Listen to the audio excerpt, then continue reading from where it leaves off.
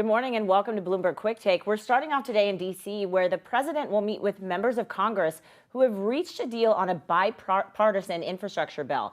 Biden will negotiate the $559 billion infrastructure compromise with senators in what could be a crucial moment for the administration's agenda. Senate Majority Leader Chuck Schumer and House Speaker Nancy Pelosi plan to hold votes in July on a bipartisan package and budget resolution. That would fast-track legislation with the rest of Biden's economic plan. So joining us now to explain is Bloomberg's Josh Wingrove in D.C. for us.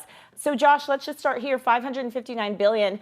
It's a lot of money, but it's a lot less than the $1.7 trillion that we were just talking about a few weeks ago. What survived in this current framework from that original proposal from Democrats? Yeah, it's stunning to think that, only 2 years ago, this would have been a jaw-dropping number on the high side. And here we are talking about being low on the low side. This is a more, from what we know about it, there are still many details up in the air. And I suspect that Republicans are sharing certain things and leaving others out, and Democrats are doing the same. This is a more bare bones, nuts and bolts infrastructure type proposal, as opposed to the broader interpretation of infrastructure that President Biden had taken earlier.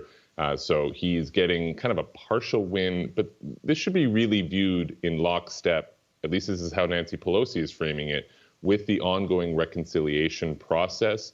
In other words, they're sort of taking what they can get if they reach a deal here. And President Biden hasn't formally signed off yet, so we'll see. The meeting is at about 12:45 Eastern time today.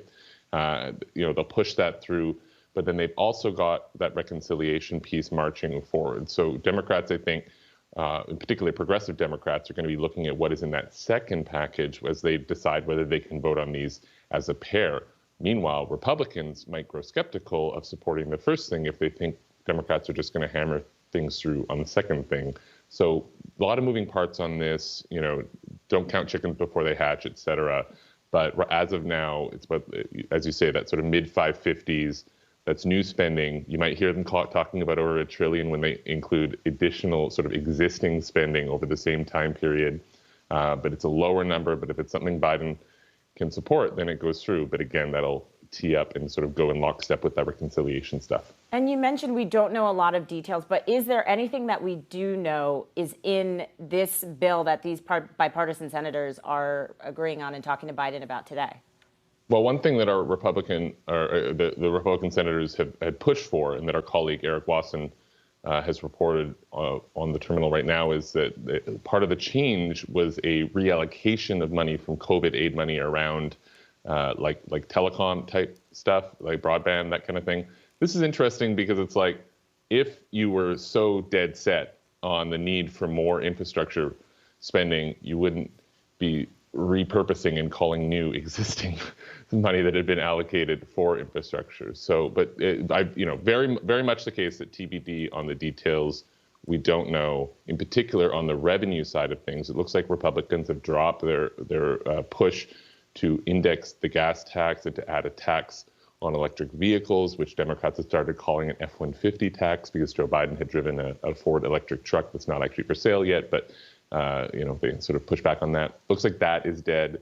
Corporate revenue, the corporate rate, we don't really know the fate of that right now. It looks like that could be something perhaps pushed to the reconciliation wing. Republicans have no appetite for that. So definitely, I think the compromises that have happened look to be more on the revenue side than the spending side. Got it. And I mean, we know we're talking today at the same time. They're in D.C. with you. There was a bridge collapse. We're seeing a number of other incidents happening across the country that need to be fixed.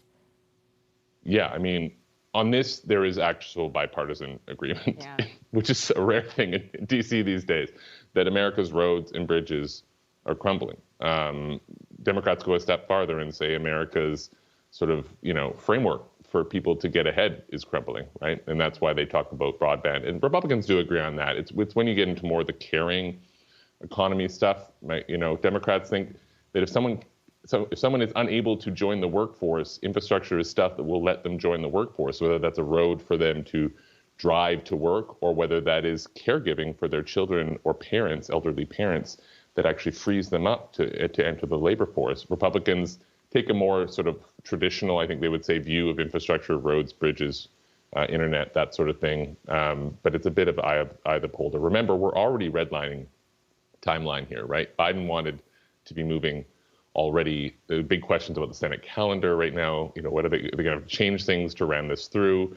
So, we are redlining, and that's why I think all eyes will be on this 11:45 meeting with the president. And after that, he goes to North Carolina to try to convince people to get a shot. The vaccination rate in the U.S. is really dropping off, which is concerning health officials because, of course, that Delta variant is stewing throughout the country. And of course, Biden has that July 4th goal that he has set. So that's definitely a message that he's carrying. Josh, which he will miss. Which he will miss. A lot of people are saying he's going to miss. Unfortunately. Josh, just finally, I mean, how close are these senators actually to striking this deal? I mean, what is the schedule looking like? I mean, Senator Rob Portman said we're very, very close. But I mean, realistically, how close is close at this point? I never count these things before they're final because Portman pumped the brakes last night when other senators are saying we had a framework.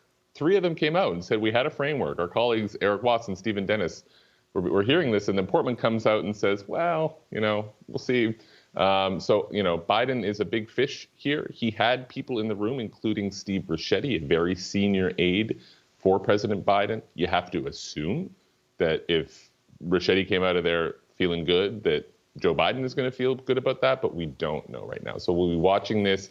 If Joe Biden signs off, and if 21 senators agreeing on something actually means that 60 senators will support it, which is also a bit of a question, then they can move pretty quickly. The question is, again, that reconciliation path, how quickly can they do it? Will progressives back it? What can they get in it with parliamentary rules? And can they sort of thread the needle on the Senate and the House votes? Right. And the recess that is happening very soon on Friday, and then July, Congress isn't in session for a lot of the time. They're going to have to change that calendar, I think, if they want to get this done. Everyone wants to leave D.C. in July. I can't blame them, really, Well, we appreciate you being in D.C. for us right now, Josh. Thank you. Yes, it's my air conditioning. I'm very comfortable. We always love having you. Bloomberg's Josh Wingrove, thanks as always for your time.